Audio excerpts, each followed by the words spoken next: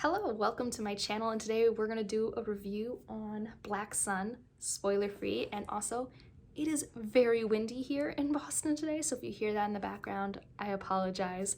But let's talk about Black Sun. As I usually do with my reviews, I like to talk about the context in which I have read the book because I do feel like that's important for how you understand my rating of it and the critiques I may or may not have. I just feel like your experience when you read a book is a big proponent of your enjoyment. So this was an anticipated release for me. I love Rebecca Roanhorse's writing. It's also a premise that I was very interested in. This is pre-Columbian America, so before colonization, so this is going to be cultures based off the indigenous people of North and South America. Sign me up. I was very excited.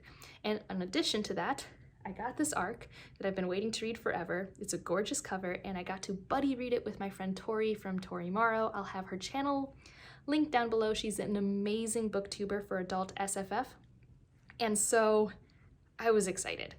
I was very excited when I picked this up. Now, in general, if you just want to know my general rating without any other context, because you don't like to know a lot about a book before you read it, this was a low 4 out of 5 stars for me. It was almost a 3-star. It was precariously close.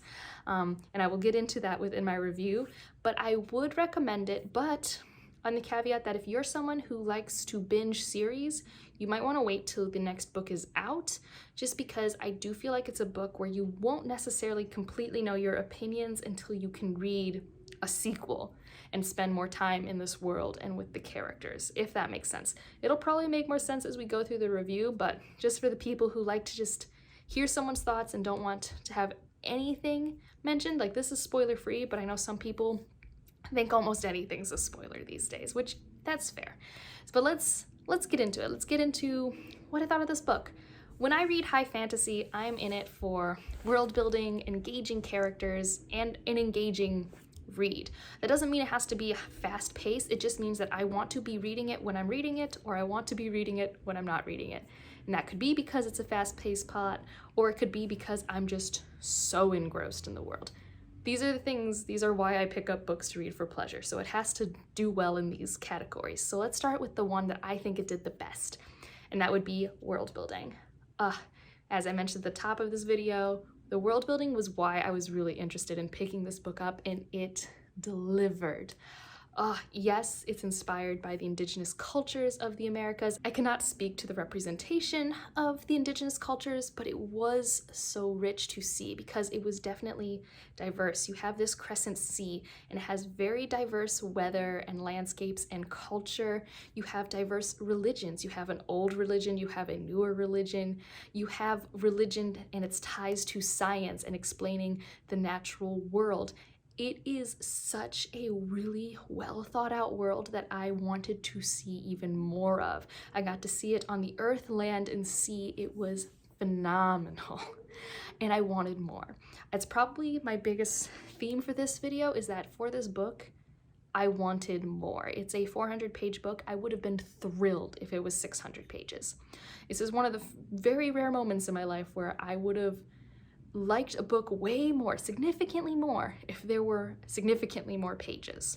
I think that's also happened in a few other fantasy books I've read in the past, but in this one, it would have shown so much of the world with that, and also other things I will mention later in this review. Another thing I'll say about the world building, which the content, like you can already tell, is like 10 out of 10 content. I love the world building content. The delivery. I know some people really have strong opinions about something being info dumped or not info dumped, being more organic and genuine. I felt it leaned more towards the organic side. You're not learning about it through any sort of manual type way. It's not similar to what Sanderson or Brent Weeks does. It's very much you're learning about it by watching the characters interact with their world. I thought it was done very well. They also have these little sections above each chapter that are really cool insights into the world.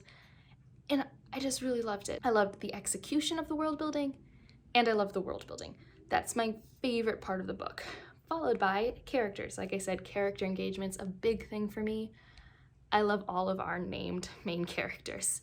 I think maybe there's one I like a little less, but not that much less. My biggest complaint, though, is that I wanted more time with some characters, specifically Okoa, Koa had such a cool area we got to explore, and I wanted more.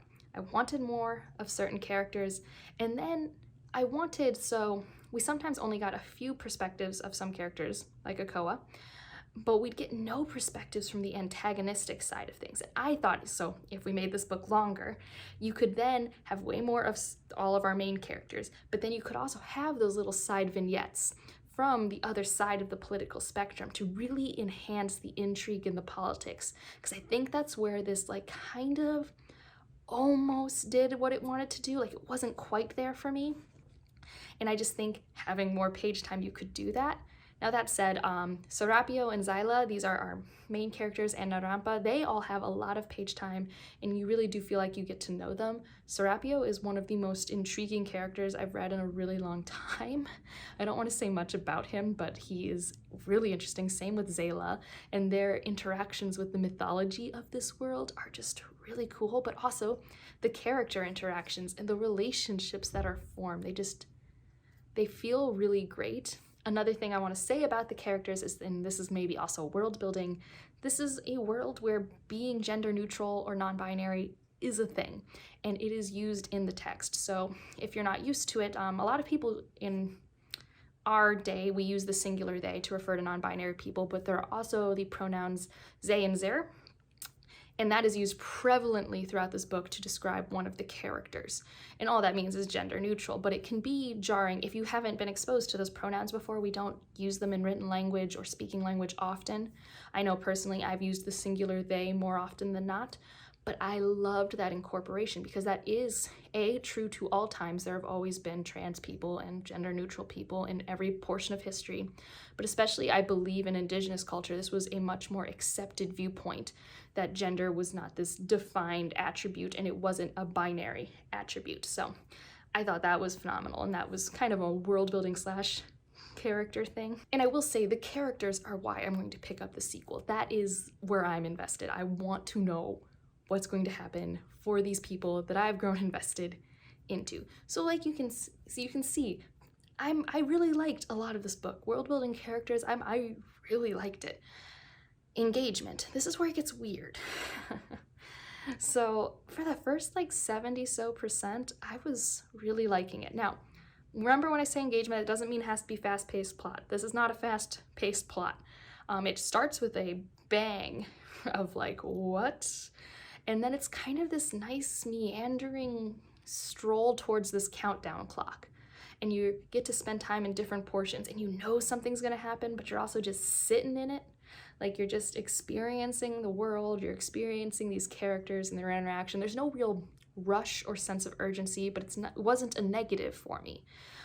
And then because I was so used to this meandering, to this pacing that we have had the whole book that I was very comfortable with, it speeds to the end. And I didn't like that. I didn't like the ending's resolution in that sense, that it was too rushed. So again, I wanted more pages. That's like my biggest thing. My biggest note for this book is it should have been longer. It should have been a tome of tomes, and I think that would have done this story so much more like justice, because you could have spent more time with the characters, spent more time in this gorgeous world, and then for me, I would have felt like the ending scenes would have felt more earned and less rushed, because that's what happened to me with the end. It was just too fast. But that said, you know, engaging, there were oh shit moments. There were moments when I was buddy reading this with my friend where we were like, did that just happen? Did that just happen? Like, it has those moments. It's such a hard thing to describe what reading this book was like, but I did very much enjoy my experience for so much of it. But I also cannot tell you it's a perfect book. I cannot tell you that it will have an ending you are satisfied with. That's why I said at the top that if you are someone who needs series to be resolved quickly, I would maybe wait. Because for me, I mean, I'll be okay. I'm gonna pick up the sequel. I really like Rebecca Roanhorse's writing. But I kind of wish I had the sequel so I could have a better sense of if this was just kind of a setup book, because I've read setup books that I know are just like the setup to something amazing. That's happened to me quite frequently in some of my favorite series. But I can't tell if that's the case with this one yet. So these are my hopefully coherent thoughts on The Black Sun. If you've read it, let me know what your experience was with it, because I know this is one that I feel like is a really conflicting read for a lot of people because it does so many things really well. But like for me, if you don't stick the landing, it's really hard. Like it was really, oh, I almost gave this 3 stars because even though it was a 4 to 4.5 star read for so much of the book, the ending was a 3 to 2 star ending. I really did not like, not the content of the ending, but the execution of it. It felt really sudden, and I also suddenly, even though it was really fast, just was not as engaged. It was very odd. But that's it for this one. If you made it this far, put a sun or a moon down in the description below if you want to just let me know you're here. Like if you liked it, subscribe if you want to, and I will see you in the next one. Bye.